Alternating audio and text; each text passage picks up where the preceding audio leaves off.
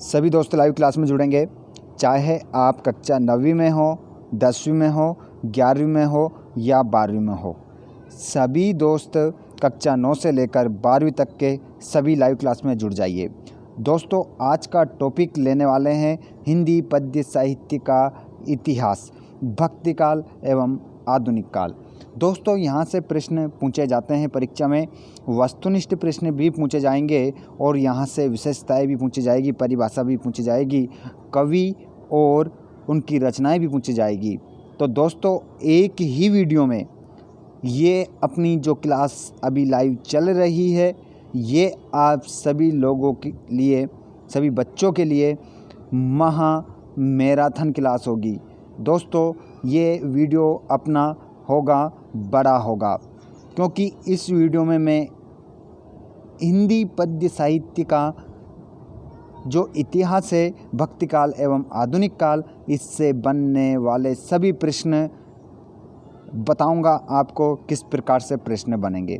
साथ ही हर एक विशेषता, हर एक परिभाषा, कवि, रचनाएं और लास्ट में इससे संबंधित वस्तुनिष्ठ प्रश्न अपन करने वाले हैं। तो जल्दी से सभी दोस्त कक्षा 9 से लेकर 12वीं तक के सभी जुड़ जाइए और यहाँ से अपने आने वाले अंकों को पक्का कर लीजिए। तो आइए शुरू करते हैं आज के इस वीडियो को। वीडियो शुरू करने से पहले यदि आप चैनल पर पहली बार विजिट किए हैं तो चैनल को सब्सक्राइब करके बेल आइकन के बटन को प्रेस कर लीजिए, ताकि आने वाले वीडियो का नोटिफिकेशन आपको इसी प्रकार मिलता रहे। साथ ही अपने दोस्तों को भी ज़रूर शेयर करें कि भैया भटकने की आवश्यकता नहीं है, एक ही वीडियो के माध्यम से पूरा जो हिंदी साहित्य का इतिहास है, जो आपकी परीक्षाओं में प्रश्न पूछा जाएगा, वो कंप्लीट हो जाएगा। जल्दी से शेयर कर दें उनको। वीडियो पसंद आए तो लाइक ज़रूर कीजिएगा। बिल्कुल, अब बिना देर किए स्टार्ट करते हैं। सबसे पहले क्वेश्चन आएगा आपका कि हिंदी पद्य साहित्य को कितने कालों में विभाजित किया गया है, इन कालखंडों की समय सीमा भी बताइए। सबसे पहले हिंदी साहित्य को कितने कालखंडों में विभाजित किया गया है, तो दोस्तों आप लिखेंगे 4 कालखंडों में। कितने कालखंडों में विभाजित किया गया है अगर पूछ ले तो आप लिखेंगे 4 कालखंडों में विभाजित किया गया है। अब उनका समय भी पूछ सकता है। समय दोस्तों उनका पूछ सकता है तो समय आपको बताना पड़ेगा। ऑब्जेक्टिव पूछ सकता है, न्यू पूछ सकता है कि आदि काल को एक नाम से और जाना जाता है, किस नाम से जाना जाता है बताओ। तो आपका आंसर रहेगा वीरगाथा काल। तो दोस्तों यहाँ पर शुरू से करते हैं स्टार्ट कि आचार्य रामचंद्र शुक्ल हिंदी साहित्य का प्रारंभ संवत 1050 ये संवत था और सन 993 से मानते हैं। हिंदी के विद्वानों ने इस विभाजन को ही प्रमाणिक मान लिया है। उन्होंने जो काल विभाजन किया है वे निम्न प्रकार है। दोस्तों, ये जो काल विभाजन किया है, जो हमारे हिंदी साहित्य के जो लेखक हुए हैं, उन्होंने सभी प्रकार अपने अपने हिसाब से उन्होंने काल विभाजन किया है। कोई क्या मानता है तो कोई क्या मानता है, लेकिन यहाँ पर आपके सामने जो ये 4 काल विभाजन दिख रहा है, ये आचार्य रामचंद्र शुक्ल के अनुसार यहाँ पर आपको देखने को मिलेगा। तो दोस्तों, सबसे पहले ऑब्जेक्टिव टाइप क्वेश्चन आगे बनेगा, मैं बताऊँगा आपको, खालिस्तान भी बताऊँगा, सत्य सत्य सब बताने वाला हूँ, आंसर आप देंगे।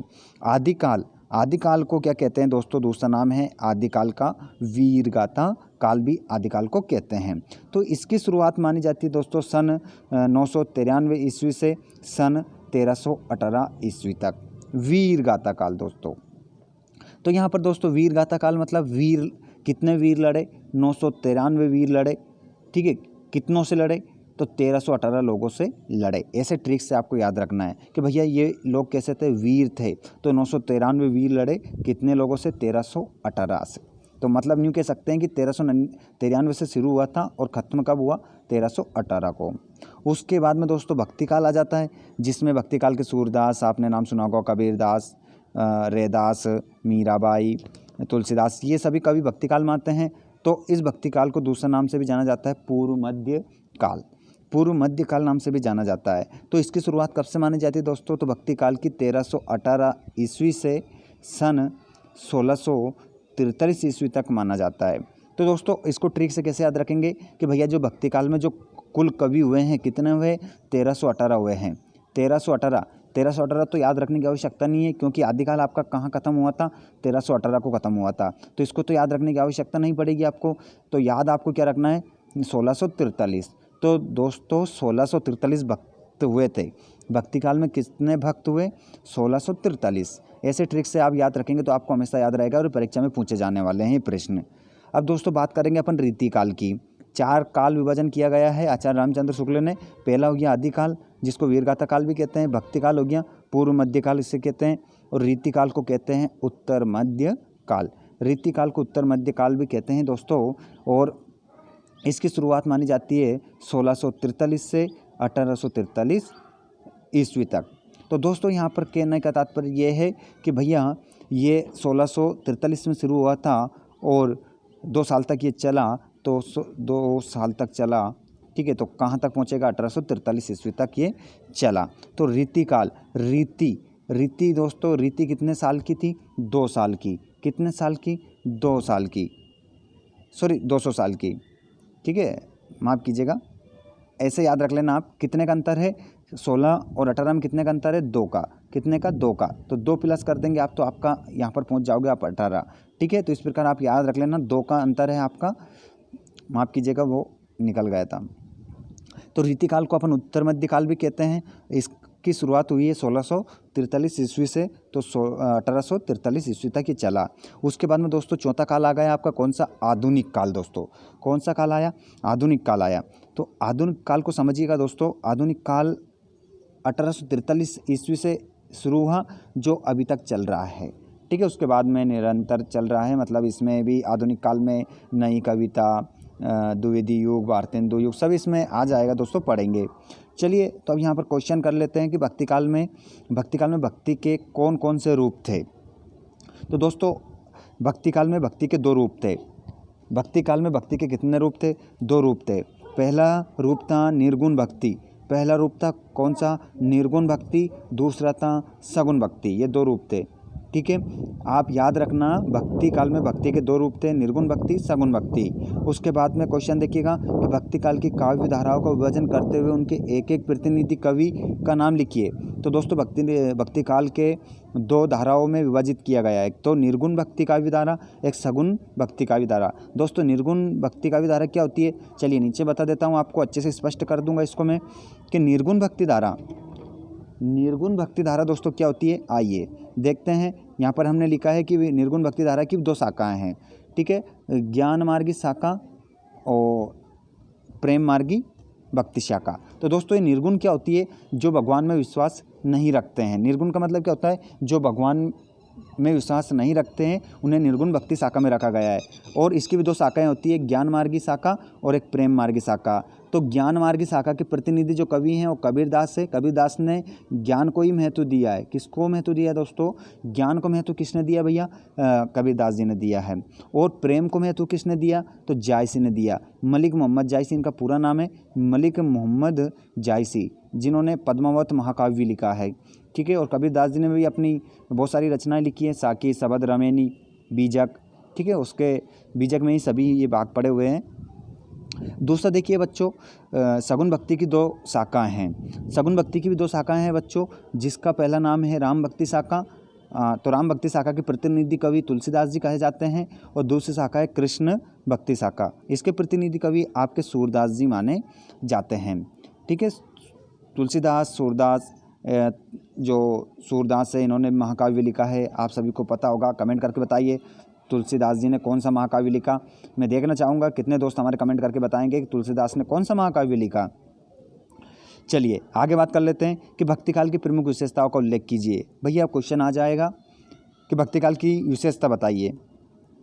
अब ये सभी कक्षा 9वीं 10वीं 11वीं 12वीं में सभी में प्रश्न पूछा जाता है। और तो यदि आप BA करेंगे तो उसमें भी ये प्रश्न पूछा जाता है, और यदि आप MA करेंगे तो उसमें भी ये प्रश्न पूछे जाते हैं, ठीक है। मतलब अगर हिंदी आपका सब्जेक्ट है तो ये प्रश्न आपके पीछा छोड़ने वाले नहीं हैं। भक्ति काल की प्रमुख विशेषताओं का उल्लेख कीजिए। तो दोस्तों यहाँ पर उल्लेख कर देते हैं। क्वेश्चन 2 प्रकार से सकता है, पहला और ये दूसरा।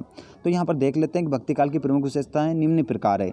तो भक्ति भावना की प्रधानता। भक्ति काल में भक्ति भावना की प्रधानता होती थी, क्योंकि सभी कवि क्या थे? भक्त थे, किसी न किसी के भक्त थे ये, तो ये इसमें क्या थी? भक्ति की प्रधानता थी।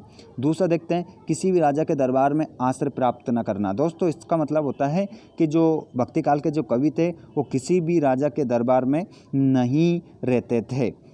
और दूसरा देखिए, काव्य सृजन का उद्देश्य केवल अंतः सुखाय ही था। दोस्तों काव्य सृजन का मतलब काव्य बनाने का इनका उद्देश्य केवल क्या था, अपना अंदर का सुखी ही था।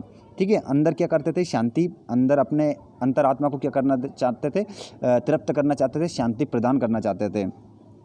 और अगला देखिएगा, धर्म, जाति, साहित्यिक विधाओं एवं काव्य स्वरूप में समन्वय की भावना। दोस्तों ये सभी लोग जो भक्ति काल के थे, ये इनकी एक ही इच्छा थी, एक ही उद्देश्य इनका था कि सभी धर्म, जाति, साहित्यिक विधाओं एवं काव्य स्वरूप में समन्वय की भावना हो, मतलब एकजुटता हो, सभी में क्या हो, एकता हो, ऐसी इनकी भावना थी।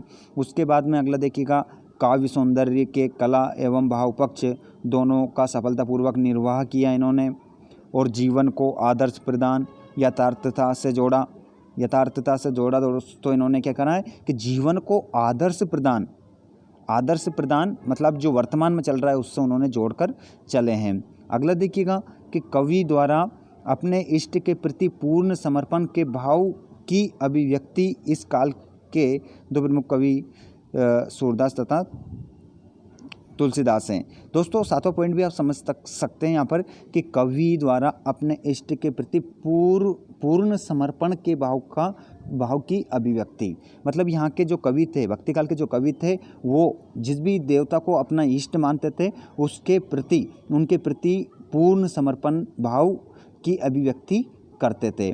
अब दोस्तों यहाँ पर क्वेश्चन आ जाए कि भक्ति काल के 2 कवियों के नाम बताइए, उनकी रचना बताइए, तो मैं बिल्कुल आपको बता देता हूँ। अपन यहाँ पर 4 कवियों की बात करेंगे। पहला कवि आपका सूरदास, तो सूरदास की रचना अगर पूछे तो आप बता देना सूरसागर। दूसरी रचना तुलसीदास, तो तुलसीदास के पूछे तो तुलसीदास की रचना बता देना रामचरितमानस। दूसरा कवि आपका तीसरा कवि कबीरदास, तो कबीरदास की रचना बीजक लिख देना, और मलिक मोहम्मद जायसी का महाकाव्य ये पद्मावत लिख देना। दोस्तों इस प्रकार आप लिख देना। अब दोस्तों क्वेश्चन यदि पूछा जाए परीक्षा में कि भक्ति काल को हिंदी साहित्य का स्वर्ण युग क्यों कहते हैं, सभी कक्षा 9वीं 10वीं 11वीं 12वीं वाले दोस्तों इस प्रश्न पर 3 स्टार लगाइए। इस प्रश्न पर 3 स्टार लगा लीजिए, ये आने की पूर्ण संभावना है, और अगर आ गया तो आपका ये प्रश्न गलत हो सकता है। मैं नहीं चाहता कि आपका एक भी प्रश्न गलत हो, तो इस पर 3 स्टार लगाइए दोस्तों। तो भक्ति काल को हिंदी साहित्य का स्वर्ण युग क्यों कहते हैं भैया, देखिए आ जाइए। तो भक्ति काल में कबीर, तुलसी, सूरदास, मीराबाई आदि महान विभूतियों का आविर्भाव हुआ। इनकी अमृतवाणी से जनसामान्य को अभूतपूर्व शांति तथा सुख का अनुभव हुआ। इस काल का साहित्य अनुपम एवं आदर्श है। जिस युग में कबीर जैसे तुलसी, सूर जैसे प्रसिद्ध कवियों और महात्माओं की अमृतवाणी उनके अंतःकरण से निकलकर देश के कोने कोने में फैली थी, उसे साहित्य के इतिहास में भक्ति काल कहते हैं। वह युग वास्तव में स्वर्ण युग के साहित्य से पूर्ण था। दोस्तों इतना लिख देना, तो किसी के ये नंबर 2 में आएगा, तो किसी के नंबर 3 में प्रश्न आएगा। आप अच्छे से नोट कर लेना दोस्तों, इस प्रश्न को भूल ना जाना।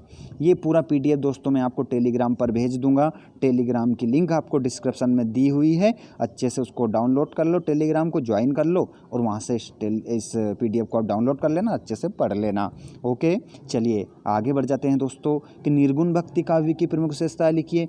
अगला क्वेश्चन आ जाए कि भैया जो निर्गुण भक्ति धारा के जो कवि थे उनकी विशेषता बताओ तुम, उनकी क्या विशेषता थी। तो अपन उनकी विशेषता बता देंगे कि वो भगवान में क्या नहीं रखते थे, विश्वास नहीं रखते थे। तो यहाँ पर बात करेंगे कि निर्गुण भक्ति काव्य की प्रमुख विशेषताएं इस प्रकार हैं। इतना तो आपको लिखना है दोस्तों। फिर उसके बाद में विशेषता नंबर 1 लिखेंगे, निराकार ब्रह्म में विश्वास। आप समझ रहे हैं ना दोस्तों कि यहाँ पर निराकार, जिसका कोई आकार नहीं है, उस ब्रह्म में ये क्या रखते थे, विश्वास रखते थे।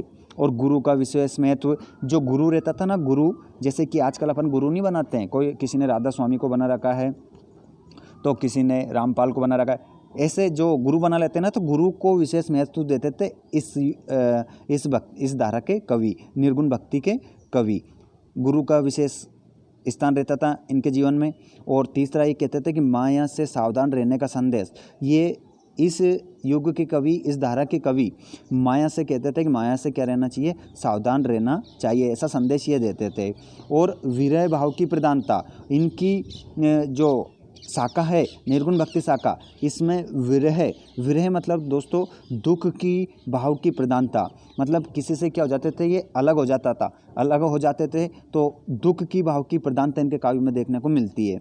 और अज्ञात सत्ता के प्रति रहस्यवादी दृष्टिकोण, अज्ञात जिसके प्रति क्या नहीं होते थे, ज्ञात नहीं होता था, मतलब जानकारी नहीं होती थी, उसके प्रति क्या करते थे, रहस्यवादी दृष्टिकोण इनका था, मतलब उसके प्रति क्या सोचते थे, रहस्य में ये सोचा करते थे। कौन से युग के कवि, निर्गुण भक्ति शाखा के कवि, ये भक्ति काल के कवि थे, लेकिन उन भक्ति काल की भी कौन सी धारा, निर्गुण भक्ति धारा।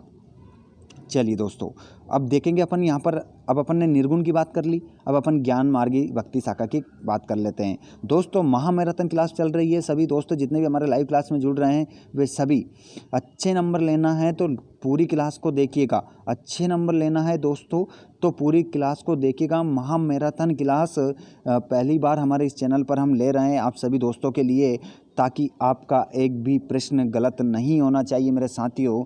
तो आप बीच में छोड़कर कहीं मत जाइएगा, वीडियो को पूरा यदि आपने देख लिया तो पीछे आने वाले वस्तुनिष्ठ प्रश्न आप फटाफट आंसर दे देंगे दोस्तों, पर आपको थोड़ा सा देखना ज़रूर पड़ेगा दोस्तों। अभी तक कुछ भी नहीं पढ़ा है तो इतना पढ़ लीजिए।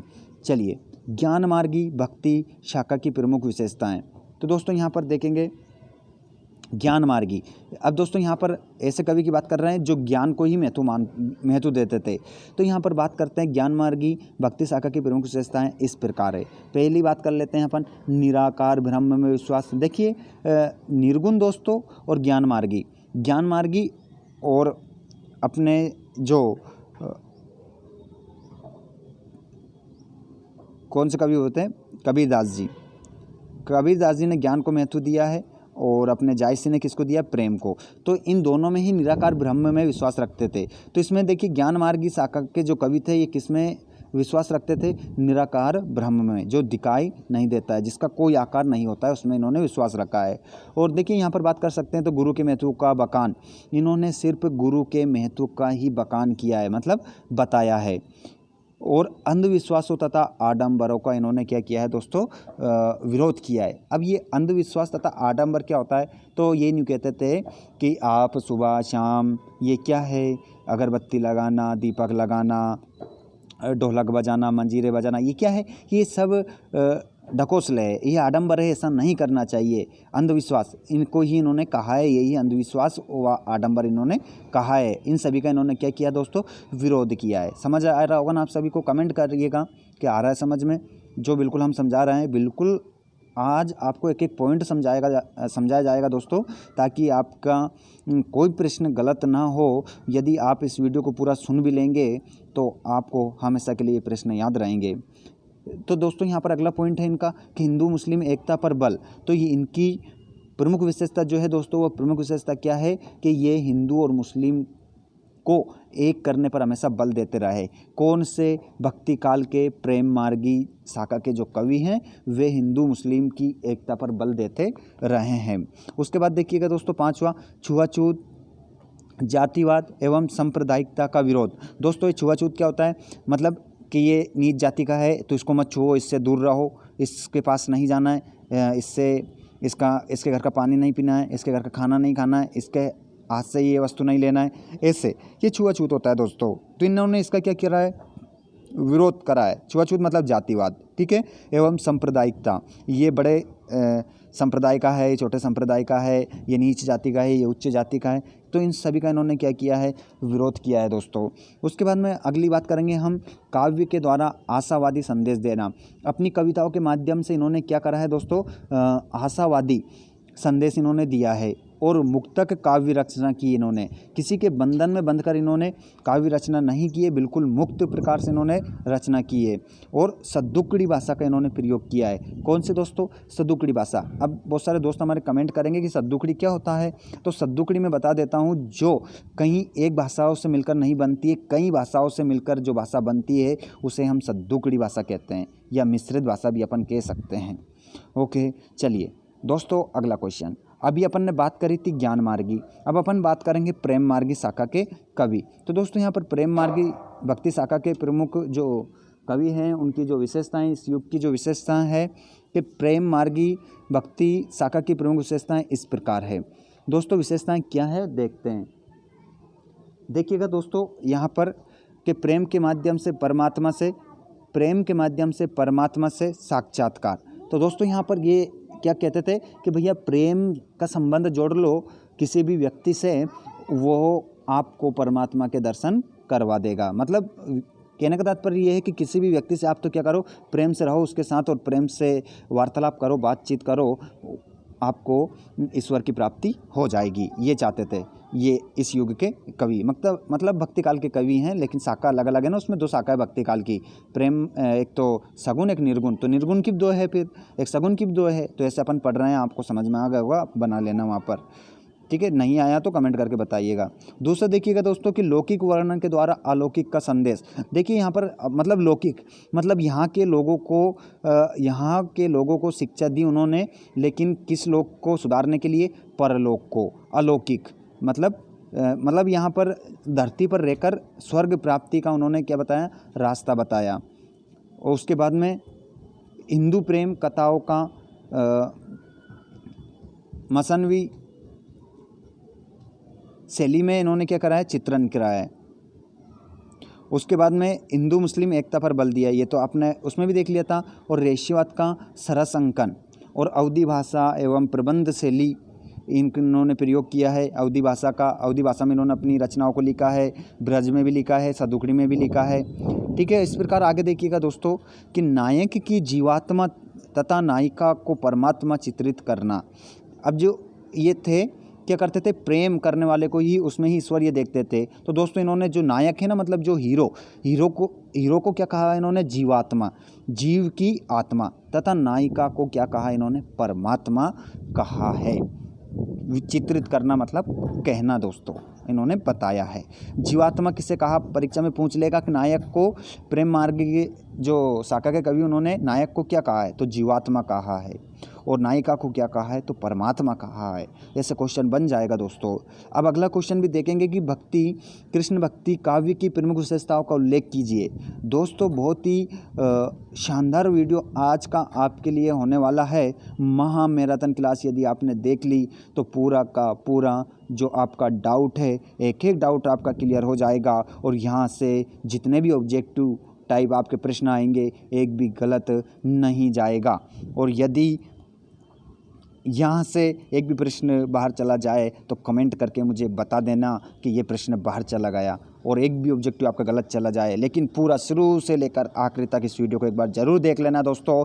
कुछ भी मत करो, इस वीडियो को आप बार बार देखें, जब तक आपकी परीक्षा ना हो बार बार देखें इस वीडियो को। याद करने की आवश्यकता नहीं है दोस्तों, बिल्कुल मौखिक हो जाएगा। आप जान जाओगे कि क्या भक्ति काल है, क्या रीतिकाल है, क्या छायावाद है, क्या आदिकाल है, क्या वीर गाथा काल है, सब कुछ समझ जाओगे। बार बार इस वीडियो को आप देखें, 1 बार 2 बार 3 बार, जब तक आपकी परीक्षा ना हो 10 बार देखें आप। मैं नहीं कह रहा हूँ, याद करने की आपको आवश्यकता नहीं पड़ेगी। चलिए तो अगला क्वेश्चन देख लेते हैं। अगला क्वेश्चन यदि परीक्षा में आ जाए, लाइक कर दें सभी दोस्त प्यारे, सभी साथी, हमारे जितने भी दोस्त, हमारे स्टूडेंट, हमारे free Sanskrit coaching classes Biaora के जितने भी हमारे फैमिली मेम्बर हैं, वे सभी एक बार लाइक कर दें। और चैनल को सब्सक्राइब नहीं किया हो तो ज़रूर कीजिएगा आगे इसी प्रकार अपडेट पाने के लिए। चलिए दोस्तों तो फिर स्टार्ट करते हैं। कृष्ण भक्ति काव्य की प्रमुख विशेषताओं का उल्लेख कीजिए। तो कृष्ण को ईश्वर का अवतार माना गया है। तो दोस्तों आप जानते हैं, सभी ने कृष्ण लीला देखी होगी। तो कृष्ण को ईश्वर का क्या माना गया है, अवतार माना गया है प्यारे साथियों। दूसरा देखिएगा, उनकी पूजा पर विशेष बल दिया गया है। और कृष्ण की पूजा पर ही क्या दिया गया है, विशेष बल दिया गया है। कृष्ण भक्ति शाखा के जो कवि हैं दोस्तों, वो हमेशा यही चाहते थे कि किसी भी भगवान की पूजा ना की जाए, सिर्फ किसकी पूजा की जाए, कृष्ण, और कृष्ण की ही पूजा की जानी चाहिए, ये नहीं चाहते थे। अब कृष्ण के लोकरंजक स्वरूप का चिंतन व वर्णन किया है। अब जिस प्रकार से श्री कृष्ण भगवान ने अपनी लीलाओं से लोगों का मनोरंजन किया है, उसका इन्होंने अपनी काव्य रचनाओं में इन्होंने क्या करा है, वर्णन किया है। चौथा देखेंगे कि सखा भाव की भक्ति की अवधारणा, सखा भाव की भक्ति की अवधारणा। और ये सभी जो कवि थे श्री कृष्ण को क्या मानते थे, अपना सखा मानते थे, ठीक है, अपने आप को क्या मानते थे, कृष्ण भगवान का मित्र मानते थे। इस प्रकार की भक्ति की भावना अपने हृदय में रखकर इन्होंने श्री कृष्ण की भक्ति की है। अगला ज्ञान, अगला देखिएगा यहाँ पर ज्ञान से बढ़कर प्रेम को अधिक महत्व दिया गया है। दोस्तों अगर आप जैसे कि अगर आपकी परीक्षा में 2 नंबर का प्रश्न आया तो मैं आपको 5-5 6-6 बता रहा हूँ, इसमें से आप 2 लिख देना। लेकिन अगर आप समझ लेंगे तो आपको हमेशा के लिए, अगर 5 में से 6 में 6 सुनोगे आप, तो आपको 6 में से 2 तो आपकी परीक्षा तक आपको याद रहेगी पक्का, रोज़ रोज़ आप पढ़ोगे तो। इस कारण से आप ज़रूर सुने। आगे देखिएगा कि ज्ञान से बढ़कर प्रेम को अधिक महत्व दिया गया है। दोस्तों यहाँ पर ये भी काल के कवि कहते हैं कि भैया ज्ञान से बढ़कर प्रेम अधिक महत्वपूर्ण होता है, इन्होंने कहा है। और मुक्तक शैली के गे पदों की रचना, और इन्होंने मुक्तक शैली में रचना की, लेकिन कैसे पदों में दोस्तों? गाने वाले पदों में। जैसे कक्षा 10वीं में पाठ लिखा गया है, कौन सा? कक्षा 10वीं में पाठ लिखा गया है आपका, आप सभी को पता होगा कौन सा लिखा गया है? हमारे हरी हारिल की लकड़ी। तो इन सभी को गाया जाता है दोस्तों। और आगे देखते हैं अगली रचना, प्रायः कृष्ण भक्ति काव्य की रचना ब्रजभाषा में तथा कृष्ण की बाल लीलाओं के वर्णन की प्रधानता है। सभी इन्होंने कृष्ण संबंधित जो रचना लिखी है दोस्तों वो ब्रजभाषा में लिखी गई है, और बाल लीलाओं का वर्णन भी उनकी रचनाओं में प्रमुख रूप से दिखाई देता है। चलिए दोस्तों अब बात कर लेते हैं राम भक्ति शाखा की प्रमुख विशेषता है। राम भक्ति शाखा की प्रमुख विशेषताओं में आप क्या देखोगे कि भैया यहाँ पर जो कवि थे वो राम की भक्ति करते थे। तो देख लेते हैं कि राम भक्ति शाखा के कवियों के इष्ट देव पर मर्यादा पुरुषोत्तम राम है। देखो ये बात अपन ने की थी अभी। और इनकी भक्ति दास्य भाव की थी। तो दोस्तों इनकी भक्ति किस भाव की थी? उनकी सखा भाव की थी। तो इनकी किस भाव की थी? दास भाव की। दास्य का मतलब क्या होता है? दास, है ना। ये दास बनकर रहते थे। किसका दास? राम के दास बनकर रहते थे।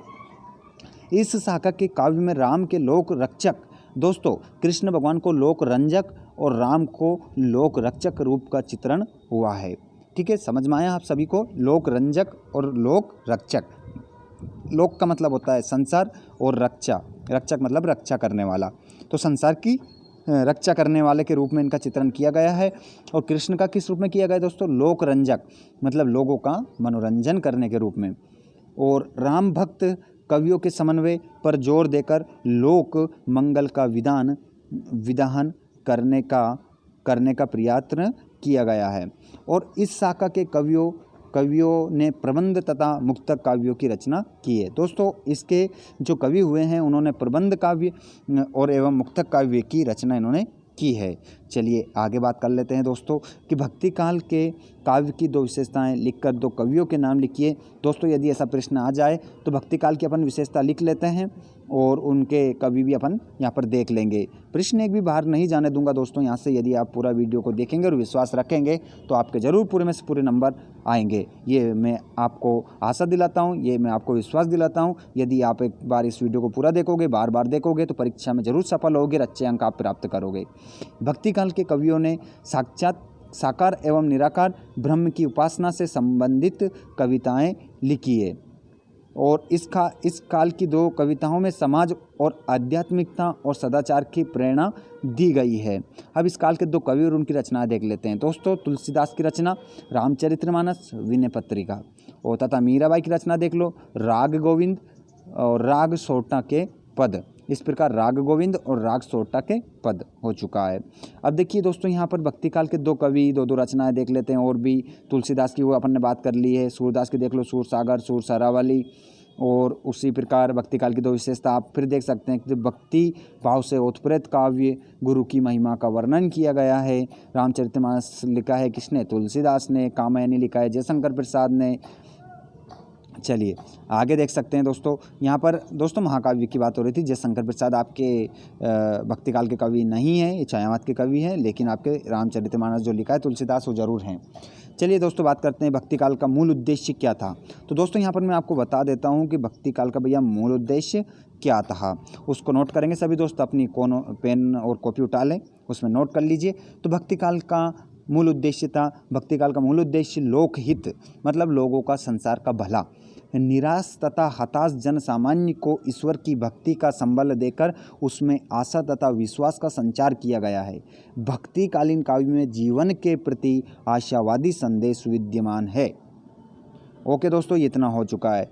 ये क्वेश्चन आपको नोट करना है उसके बाद में आगे बता देते हैं कि आधुनिक काल को कितने युगों में विभाजित किया गया है। देखिए दोस्तों, पहले अपन ने देखा था क्या हिंदी साहित्य को कितने युगों में बांटा गया है, तो 4 देखा था अपन ने, आदिकाल, भक्तिकाल, रीतिकाल और आपका आधुनिक काल, इस प्रकार देखा था। अब अपन आधुनिक काल को कितने भागों में बांटा गया उसके बारे में चर्चा करने वाले हैं। तो आप समझिएगा, इसको 6 भागों में बांटा गया है। आपको स्क्रीन पर दिखाई दे रहा होगा कितने भागों में, 6 भागों में बांटा गया है बच्चों। तो यहाँ पर पहला कौन सा है, भारतेंदु युग। दूसरा कौन सा रहेगा बच्चों, द्विवेदी युग।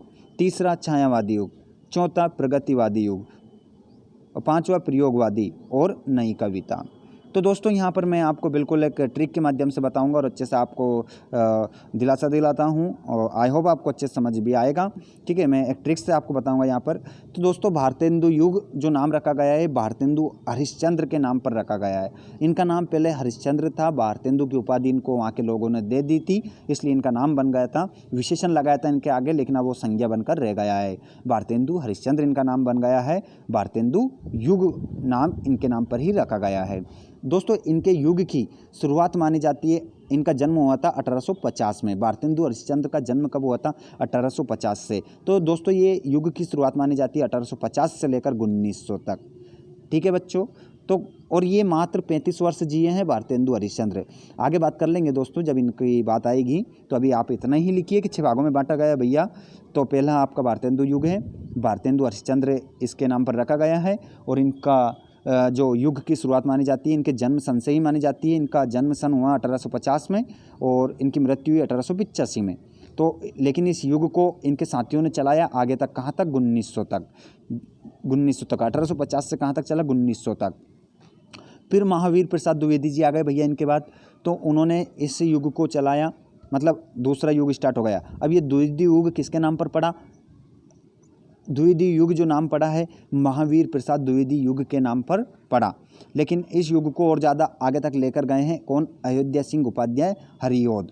और ये शुरुआत मानी जाती है 1900 से। कब से मानी जाती है, 1900 से मानी जाती है। तो कहाँ तक मानी जाती है दोस्तों, 1920 तक मानी जाती है इसकी शुरुआत। उसके बाद करेंगे छायावादी युग की बात। छायावादी युग की अपन बात करेंगे दोस्तों, तो इसकी शुरुआत मानी जाती है 1920 से 1936 तक। और इसके छायावाद के जो प्रमुख कवि है वो है जयशंकर प्रसाद। जयशंकर प्रसाद छायावादी युग के बहुत ही महत्वपूर्ण कवि है। इन्होंने ही छायावाद को सर्वोच्च स्थान पर पहुंचाया है। और भी 3 कवि और हैं, पिरसुमन मतलब कहने का तात्पर्य है महादेवी वर्मा, सुमित्रानंदन पंत, जयशंकर प्रसाद और एक कवि और, जयशंकर प्रसाद, सूर्यकांत त्रिपाठी निराला और सुमित्रानंदन पंत, ऐसे आपके कवि हो, महादेवी वर्मा। तो समझ में आ गया होगा कौन कौन, जयशंकर प्रसाद, महादेवी वर्मा, सुमित्रानंदन पंत, सूर्यकांत त्रिपाठी निराला, ये 4 कवि हैं छायावाद के महत्वपूर्ण। उसके बाद में दोस्तों आपका युग आया कौन सा, प्रगति। तो प्रगति कितने साल में हुई भैया, तो 1936 से लेकर 43 तक क्या हुई, अपनी प्रगति हुई। और इस प्रगति को किसने किया, रामधारी सिंह दिनकर ने प्रगति को बढ़ाया। और फिर हम प्रयोग करेंगे दोस्तों, तो प्रयोग करेंगे हम 1943 से तो 1950 तक। तो प्रयोग किसने करा, अज्ञे ने करा। आज्ञा से हमने प्रयोग करा, आज्ञा से हमने प्रयोग करा, कितने साल से किया, 43 से 50 तक, मतलब 7 साल हमने प्रयोग करा। और प्रगति कितने साल करी अपन ने, यहाँ पर आप देख सकते हैं। और छायावाद युग, इन सभी सनों को आप याद रखिएगा। फिर दोस्तों आगे आ गई नई कविता। अब नई कविता की शुरुआत मानी जाती है 1950 से आज तक। इसके सर्वश्रेष्ठ कवि रहे हैं भवानी प्रसाद मिश्र। चलिए, तो अब यहाँ पर अपन बात कर लें तो भारतेंदु युग के 4 कवि के नाम लिखिए। तो भारतेंदु युग के 4 कवि अपन देख लेते हैं और उनकी रचनाएं भी देख लेते हैं। परीक्षा में आए कि भारतेंदु युग के 4 कवि के नाम बताओ तुम तो, और उनकी रचनाओं के नाम भी बताओ। तो यहाँ पर बिना देर किए अच्छे से लिख देना। पहला तो अपन भारतेंदु हरिश्चंद्र लिख देंगे। इनकी बहुत सारी रचनाएं आती है, इन्होंने बहुत ज़्यादा रचनाएं लिखी है। प्रेम सरोवर, वेणी गीति, प्रेम फुलवारी, बहुत सारी इनकी रचनाएँ, भारत दूरदर्शिया, बहुत सारी इनकी रचनाएँ हैं। और उसके बाद में देखेंगे हम प्रताप नारायण मिश्र। तो प्रेम पुष्पावली और श्रृंगार विलास प्रताप नारायण मिश्र की रचना हो जाएगी। अंबिका दत्त व्यास, इनकी रचना देख लीजिए। भारत धर्म पावस पचासा और राधा चरण गोस्वामी। तो गोस्वामी जो अपने गोस्वामी हैं, ठीक है, इसको याद रखिएगा, गोस्वामी तो गोस्वामी ने क्या करा, 9 भक्तों की माला बनाई थी। कितने भक्तों की? 9 भक्त की माल। तो यहाँ पर रचना हो जाएगी 9 भक्त माल। गोस्वामी ने 9 भक्त माल रचना बनाई है। उसके बाद यहाँ पर देखिएगा द्विवेदी युग के 4 प्रमुख कवि और उनकी रचनाएं। अब दोस्तों भारतेंदु युग खत्म हो चुका है, उसके बाद में आ गया कि द्विवेदी युग के तुम तो 4 कवि बताओ, उनकी रचना बताओ भैया। तो बता देते हैं, हमारा क्या बिगड़ रहा है, ठीक है, तो बता देते हैं अभी। अयोध्या सिंह उपाध्याय हरिऔध, ये पहले कवि रहे हैं। तो इनकी रचना लिखेंगे हम प्रिय प्रवास और वैदेही वनवास। प्रिय प्रवास, वैदेही वनवास। और महावीर प्रसाद द्विवेदी, तो इनकी हम लिखेंगे काव्य मंजूषा और सुमन। काव्य मंजूषा सुमन इसे लिख देंगे। और मैथिली शरण गुप्त, तो इनकी रचना है पंचवटी साकेत। और माखनलाल चतुर्वेदी हिमक्रीटिनी और समर्पण, इनकी रचना हो जाएगी। ठीक है, चलिए दोस्तों आगे बढ़ जाते हैं। अब बात की गई यहाँ पर कि छायावादी काव्य की तुम तो विशेषता बताओ भैया, तो अपन लिख देते हैं विशेषता बता देंगे छायावादी युग की। सभी दोस्त लाइक कर दें, वीडियो को शेयर कर दें और अपने फ्रेंड्स के साथ भी बताएं, उनको भी भैया वो भी शेयर कर दें अपने सभी को। लाइव चैट में उनको जोड़िए, लाइव क्लास में जोड़िए और उनसे लाइव कमेंट करने का बोलिए। वीडियो आज का कैसा लग रहा है कमेंट करके सभी लाइव चैट में बताते रहें। जो दोस्त हमारे बाद में जुड़ रहे हैं वे भी लाइक शेयर सब्सक्राइब कर लीजिएगा आगे का वीडियो पाने के लिए। देखिए छायावाद की प्रमुख विशेषता देखेंगे दोस्तों, तो आप अच्छे से लिखेंगे छायावादी काव्य की प्रमुख विशेषताएं निम्नलिखित है। अब देखिएगा, पहला व्यक्तिवाद की प्रधानता, इसमें व्यक्ति की भावनाओं का आदर हुआ है। और श्रृंगार की भावना, छायावादी काव्य में श्रृंगार उपभोग की वस्तु नहीं बल्कि कौतूहल का विषय है। प्रकृति चित्रण, प्रकृति का मानवीकरण इसकी विशेषता है। सौंदर्य अनुभूति, छायावादी कवियों की दृष्टि आंतरिक सौंदर्य में अधिक रमी। वेदना और करुणा की अधिकता, वेदना एवं करुणा की स्पष्ट रूप से उजागर किया गया है। अज्ञात सत्ता से प्रेम, कवियों ने अज्ञात सत्ता को भी प्रेयसी के रूप में, कभी प्रकृति के रूप में देखा है। और नारी के प्रति भावना, तो छायावाद में श्रृंगार और सौंदर्य का संबंध सुकुमार नारी से है। छायावादी कवि देख लीजिए, उनकी रचना देख लीजिए दोस्तों, 4 के 4 जो छायावाद के आधार स्तंभ इन्हें कहा जाता है। आधार स्तंभ जो कवि हैं, जयशंकर प्रसाद, उनकी रचना कामयानी महाकाव्य, ये आंसू भी उनकी रचना है। झरना, लहर और भी बहुत सारी रचनाएं इन्होंने लिखी है। सूर्यकांत त्रिपाठी निराला की अनामिका, परिमल, सुमित्रानंदन पंत की वीणा युगवाणी, महादेव वर्मा की निहार, रश्मि, सांध्य गीत, यामाहा, बहुत सारी है। प्रगतिवादी काव्य की विशेषता, दोस्तों महा मैराथन क्लास अपनी चल रही है, एक भी प्रश्न बाहर यहाँ से जाने वाला नहीं है। ज़्यादा टाइम हो चुका है, आप घबराइए नहीं, क्योंकि एक ही वीडियो में मैं यूँ कह रहा हूँ दोस्तों, आपको 50 वीडियो देखने की आवश्यकता नहीं है। पूरा का पूरा हिंदी साहित्य उलट पुलट अपन ने कर दिया है और कुछ ही समय के बाद आपके वस्तुनिष्ठ प्रश्न आने वाले हैं। तो आप बने रहें, आप सभी दोस्त कहीं मत जाइएगा, इस पूरी क्लास को देख कर ही जाइएगा। मज़े नहीं आए तो कमेंट करके बताइएगा। एक भी प्रश्न बाहर चला जाए किसी भी परीक्षा में, चाहे 10वीं 9वीं 11वीं 12वीं या BA या MA, जिसकी भी आप परीक्षा दे रहे हैं, इससे बाहर एक भी प्रश्न आपका नहीं जाएगा। सिर्फ देर है तो इस बात की आपके इस वीडियो को पूरे देखने की। तो प्रगतिवादी काव्य की विशेषताओं की बात करेंगे दोस्तों। तो शोषितों से सहानुभूति, शोषितों से क्या रखते थे? सहानुभूति। जिन लोगों का क्या होता था? शोषण होता था, उनके ऊपर ये क्या रखते थे? अपनी सहानुभूति बनाए रखते थे। आर्थिक और सामाजिक समानता पर ये बल देते थे। आर्थिक और सामाजिक समानता पर ये क्या देते थे? बल देते थे। जो कोई व्यक्ति गरीब है, कोई अमीर है, कोई समाज का निम्न वर्ग का है, कोई उच्च वर्ग का है, उन सभी में क्या देखते थे? समानता देखते थे। और नारी शोषण के प्रति मुक्ति की आवाज़, कोई भी व्यक्ति यदि नारी का शोषण करता था, भैया कोई दहेज के लिए नारी के ऊपर अत्याचार कर रहा है, तो उनके लिए, उनके खिलाफ ये क्या करते थे? उनके विरुद्ध आवाज़ उठाया करते थे प्रगतिवाद के कवि। और ईश्वर के प्रति अनास्था, और इस युग के जो कवि हैं ये ईश्वर में कोई विश्वास नहीं रखते थे, ईश्वर को नहीं मानते थे ये लोग भी। उसके बाद में सामाजिक यथार्थ का चित्रण, और समाज में जो वास्तविकता है उसका, समाज में जो वास्तविकता में क्या चल रहा है उसका इन्होंने वर्णन किया है। और प्रतीकों का प्रयोग, किसी भी वस्तु को, किसी भी काव्य रचनाओं को, अपनी रचनाओं को समझाने के लिए इन्होंने प्रतीकों का प्रयोग किया है, मतलब चिन्हों का प्रयोग इन्होंने किया है। और भाग्यवाद की अपेक्षा कर्मवाद की श्रेष्ठता पर बल दिया है। इन्होंने कहा है कि भैया भाग्य पर अपना भरोसा करके नहीं बैठे, भाग्य पर विश्वास ना करें, कर्म करें। क्या करें? काम करो। ऐसा नहीं कि तुम मुंह खोल दोगे तो तुम्हारे मुंह में अन्न आकर गिर जाएगा, ऐसा नहीं दोस्तों। उन्होंने कहा है कि कर्म करें, काम करो, तब तुम्हें क्या मिलेगा? अपना अब तुम्हारे मुंह में क्या आएगा? अनाज आएगा या खाना आएगा। और फिर उन्होंने पूछा कि अगर तुमसे परीक्षा में कि प्रगतिवाद के 4 कवि बताइए, उनकी रचना बताइए, तो कहीं मत जाइएगा, नोट कर लीजिए। नागार्जुन प्रगतिवाद के कवि हुए हैं और इनकी रचना हुई है युगधारा।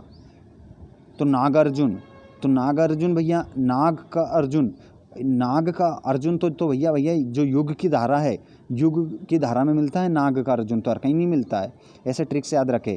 केदारनाथ, अब ये केदारनाथ है ना, जो केदारनाथ अपन जाते हैं घूमते, बद्रीनाथ केदारनाथ, वो वाला केदारनाथ। ऐसे याद रखना ट्रिक से कि केदारनाथ। अब केदारनाथ में बहती है युग की गंगा। अब युग की गंगा हर कहीं नहीं मिलेगी, वो केदारनाथ मिलेगी, केदारनाथ पर मिलेगी। मतलब केदारनाथ अग्रवाल ने कौन सी रचना लिखी? युग की गंगा।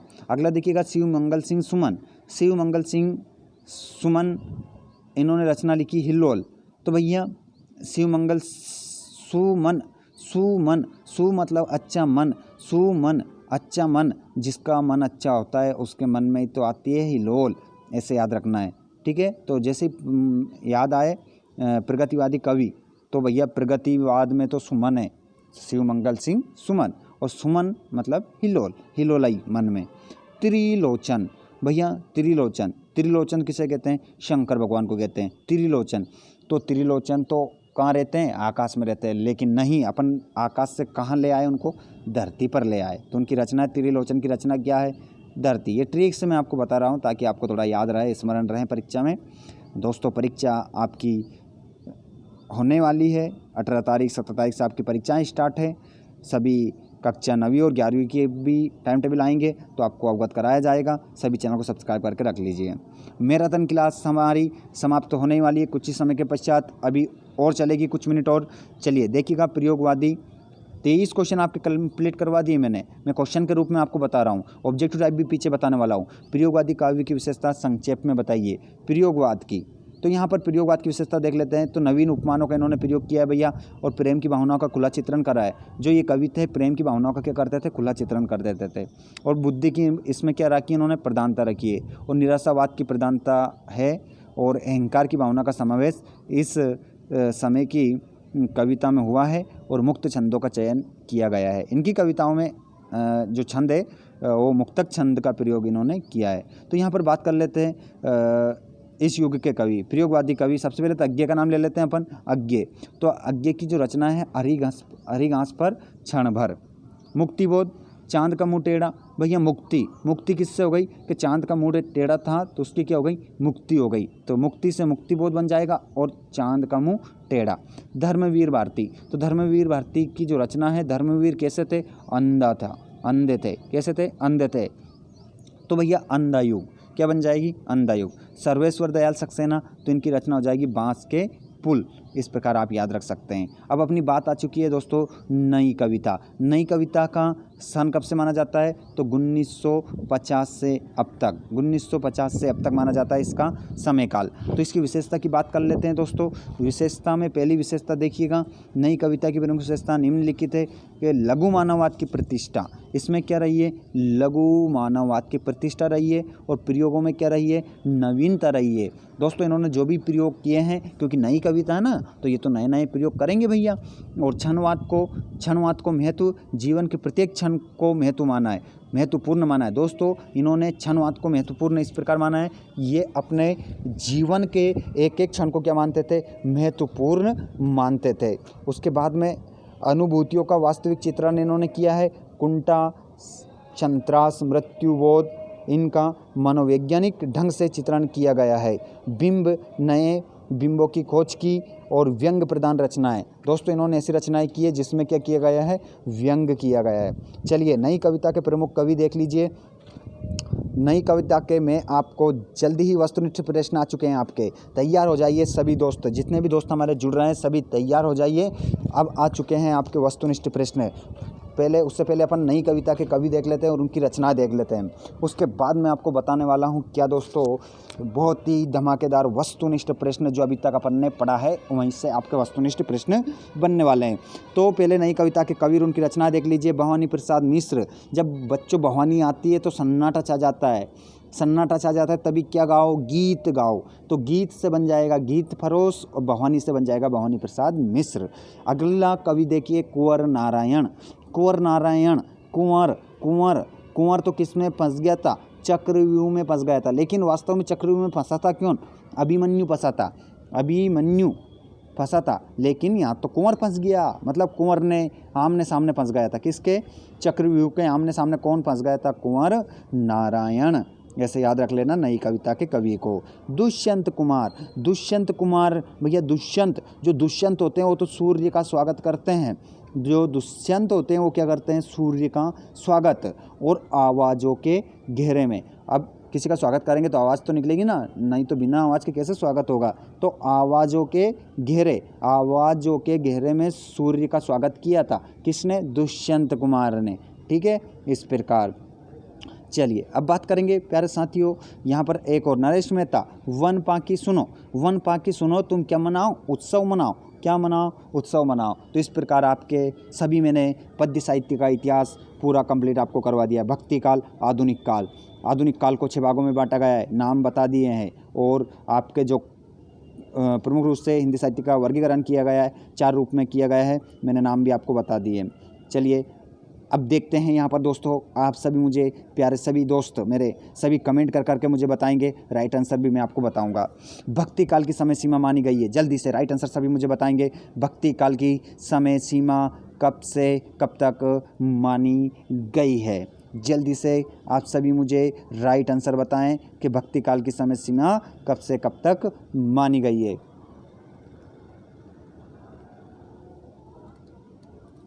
तो भक्ति काल की समय सीमा बिल्कुल राइट आंसर आपका होगा दोस्तों, वो होगा 1318 से 1643 ईस्वी तक। उनकी जो रचनाएं हैं इन्होंने लिखी है भक्ति काल के कवियों ने, और उनकी शुरुआत यहाँ से 1318 से 1643 तक मानी जाती है। दूसरा प्रश्न, भक्ति काल के काव्य का मुख्य विषय है। जल्दी से सभी दोस्तों मुझे कमेंट करके बताएंगे इसका राइट आंसर क्या होगा। अपना वीडियो महामैराथन क्लास आज की जो थी, महामैराथन पहला वीडियो इतना बड़ा आप सभी दोस्तों के लिए मैंने पहली बार डाला है दोस्तों। आज तो अपने सारे वीडियो का रिकॉर्ड टूट चुके हैं। तो आप सभी दोस्त भी इस वीडियो को अपने सभी दोस्तों तक शेयर करके, प्लीज़ आप सभी दोस्त शेयर ज़रूर करें अपने दोस्तों को, ताकि उनका भी क्या हो सके, थोड़ा बहुत भला हो सके। शेयर ज़रूर कर दीजिएगा महामैराथन क्लास है ये अपनी हिंदी साहित्य को लेकर। तो भक्ति काल के काव्य का मुख्य विषय है, वो विषय है भक्ति भावना। क्या है, भक्ति की भावना। अगला क्वेश्चन देखिएगा, तुलसीदास किस काव्यधारा के कवि हैं। तो ये हैं राम भक्ति काव्यधारा के, राम भक्ति काव्यधारा के। हाँ जी दोस्तों, यदि आपने पूरे इस वीडियो को शुरू से लेकर यहाँ तक देखा है तो इसका आंसर आप दे देंगे। कृष्ण भक्ति शाखा के प्रतिनिधि कवि हैं। तो बिल्कुल दोस्तों, ये मैंने आपको बताया था, सूरदास आपका राइट आंसर होगा। चलिए आगे बढ़ जाइएगा। मैथिली शरण गुप्त की रचना है, मैथिली शरण गुप्त की रचना है। तो बच्चों पंचवटी आपकी मैथिली शरण गुप्त की रचना है। अरे मैती कहाँ बोई जाती है, पंचवटी में बोई जाती है। मैती से मैथिली शरण गुप्त, पंचवटी मतलब रचना। आगे देखिएगा, छायावाद के प्रवर्तक माने जाते हैं। दोस्तों छायावाद के प्रवर्तक कवि जो माने जाते हैं वो जयशंकर प्रसाद को माना जाता है। छायावादी कविता का मुख्य विषय रहा है। तो छायावादी कविता का मुख्य विषय क्या रहा है, सभी कमेंट करके मुझे बताएंगे। युद्धों का वर्णन, जी नहीं, प्रकृति चित्रण, रूढ़ियों का विरोध और प्रयोगशीलता। तो यहाँ पर दोस्तों छायावादी जो कवि थे ये क्या करते थे, प्रकृति का चित्रण करते थे। तो लोग कर लेना दोस्तों प्रकृति चित्रण। उसके बाद में प्रयोगवाद के जनक माने जाते हैं। प्रयोगवाद के जनक जो माने जाते हैं वो माने जाते हैं प्रयोग किसने किया था दोस्तों, वो किया था अज्ञ ने। कब किया था, 1943 से। तो 1943 से तो 1950 तक दोस्तों इन्होंने प्रयोग करा था। समझ में आया इनका वो युग का समयकाल। और प्रगतिवादी काव्य का मूल स्वर है, प्रगतिवादी काव्य का मूल स्वर है दोस्तों, मूल स्वर है इनका। प्रगतिवाद के जो काव्य थे इनका मूल स्वर है शोषण के प्रति विद्रोह, प्रेम, देश प्रेम की भावना नहीं, नीतिपरक संदेश देना नहीं, श्रृंगार वर्णन। तो इसमें आपका पहला जाएगा शोषण के प्रति इन्होंने क्या करा है, विद्रोह करा है दोस्तों। शोषण के विरोध इन्होंने क्या करा है, विद्रोह करा है। चलिए दोस्तों हम देख लेते हैं सूर्यकांत त्रिपाठी निराला किसके कवि माने जाते हैं। तो दोस्तों यहाँ पर आप बताएंगे मुझे सूर्यकांत त्रिपाठी निराला किसके कवि माने जाते हैं। द्विविध युग के, प्रयोगवाद के, छायावाद के, नई कविता के। तो दोस्तों मैंने बताया है 4 कवि हैं। देखिए प्रसुमनी,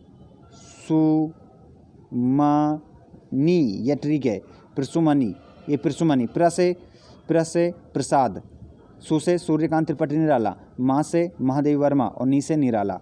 ठीक है, सूर्यकांत ये आपका सुमित्रा नंदन पंत, सु से क्या सुमित्रा नंदन पंत और नी से सूर्यकांत त्रिपाठी निराला। 4 कवि हैं, एक महिला है लेखिका, कवित्री। ठीक है, तो यहाँ पर आपका राइट आंसर छायावाद। नई कविता के कवि कौन से हैं, तो नई कविता का कवि बताना है आपको। तो यहाँ पर आपके नई कविता के जो कवि हैं ये तो आपका छायावाद, ये भी छायावाद, रामधारी सिंह ये तो है नहीं, ये तो यहाँ पर गिरिजा कुमार माथुर आपका राइट आंसर होगा। चलिए यहाँ पर देखेंगे उस लास्ट क्वेश्चन, प्रयोगवाद के कवि हैं। तो प्रयोगवाद के कवि जो हैं दोस्तों श्याम नारायण पांडे, हरिओद, भवानी प्रसाद मिश्र और गोपाल दास नीरज। तो यहाँ पर भवानी प्रसाद मिश्र प्रयोगवाद के कवि आपके माने जाएंगे, लॉक कर लीजिए। अब यहाँ पर खालिस्तान आप देखेंगे जयशंकर प्रसाद द्वारा रचित महाकामयानी एक क्या है दोस्तों। तो पहले वाले में क्या लिखेंगे भैया, महाकाव्य है। क्या है, महाकाव्य बन लीजिए। ठीक है, महाकाव्य, महाकाव्य बोल रहा हूँ मैं, सुन लीजिएगा। छायावाद के कवि, छायावाद के कवि तो यहाँ पर जयशंकर लिख दो। ठीक है, सुमित्रा नंदन पंत, सूर्यकांत त्रिपाठी निराला लिख सकते हैं आप। चलिए, प्रयोगवाद के जनक यहाँ पर अज्ञेय लिख दीजिए, अज्ञेय। ठीक है, अज्ञेय यहाँ पर लिखा है। उसके बाद देखेंगे आप आधुनिक हिंदी साहित्य के जन्मदाता। तो आधुनिक हिंदी साहित्य के जन्मदाता बताया था मैंने आपको, भारतेंदु हरिश्चंद्र और जगदीश गुप्त। जगदीश गुप्त जो थे नई कविता के कवि हैं और भक्ति काल की रचनाओं का प्रधान विषय क्या है, भक्ति भावना। क्या है दोस्तों, भक्ति भावना। ठीक है, और तुलसीदास के प्रमुख कवियों में से एक है राम भक्ति शाखा के कवि। ठीक है, राम भक्ति शाखा यहाँ पर लिख भी दिया ताकि आपको दिक्कत ना आए, थोड़ा मैं लिखूंगा यहाँ पर आपको समझ में नहीं आएगा। आधुनिक हिंदी कविता का प्रारंभ संवत। तो आधुनिक हिंदी कविता का प्रारंभ संवत माना जाता है 1900 से दोस्तों, 1900 से माना जाता है। ओके, चलिए अब यहाँ पर सत्यापत्य देख लेते हैं कि सुमित्रा नंदन पंत छायावाद के कवि है, तो बिल्कुल सत्य लगा दीजिए, सही बात है, सत्य लगाओ। और सूरदास के काव्य का मुख्य विषय कृष्ण भक्ति है, बिल्कुल सही बात है। और छायावाद के जनक सुमित्रा नंदन पंत माने जाते हैं, जी नहीं माने जाते हैं, जयशंकर प्रसाद माने जाते हैं। और प्रगतिवादी कवियों में अनेक नवीन प्रयोग किए हैं, तो चौथा भी आपका सत्य आ जाएगा दोस्तों, नवीन अनेक प्रयोग नहीं किए हैं, उन्होंने शोषितों के प्रति आवाज़ उठाई है, विद्रोह किया है। और छायावादी काव्य में प्रकृति का मानवीकरण किया गया है, तो छायावादी बिल्कुल ये आपका सही है। तो जयशंकर प्रसाद छायावाद के प्रमुख कवि है, तो जयशंकर प्रसाद छायावाद के प्रमुख क्या है, कवि है, बिल्कुल सही बात है। तो दोस्तों इस प्रकार अपनी मैराथन क्लास, मैराथन नहीं बोलेंगे, महा मैराथन क्लास 1 घंटे के आसपास पहुंच चुकी है। तो आप सभी का दिल से धन्यवाद। यदि जिसने भी इस वीडियो को पूरा देख लिया, एक भी नंबर आपका गलत नहीं हो सकता है दोस्तों, एक भी ऑब्जेक्टिव आपका गलत नहीं हो सकता है यदि आपने इतना पढ़ लिया है। तो वीडियो कैसा लगा यार कमेंट करके ज़रूर बताइएगा। मैंने अपने जीवन का महत्वपूर्ण 1 घंटा आप सभी दोस्तों को समर्पित किया है। वीडियो अच्छा लगा हो तो एक लाइक ज़रूर कीजिएगा, हमारी मेहनत अच्छी लगी हो तो लाइक ज़रूर कीजिएगा। साथ ही चैनल पर पहली बार विजिट किया हो तो चैनल को ज़रूर सब्सक्राइब कीजिएगा, साथ ही अपने दोस्तों को भी शेयर करें। आप सभी का बहुत बहुत धन्यवाद, अपना ख्याल रखिएगा। फिर मिलेंगे एक धमाकेदार वीडियो में। किसी भी प्रकार की गलती हुई हो तो माफ़ कीजिएगा, और जो भी आप चाहते हैं अगला वीडियो पाना कमेंट करके बताइएगा, अगला वीडियो आपको जल्द से जल्द भेजा जाएगा। धन्यवाद, अपना ध्यान रखिएगा, अपना ख्याल रखिएगा।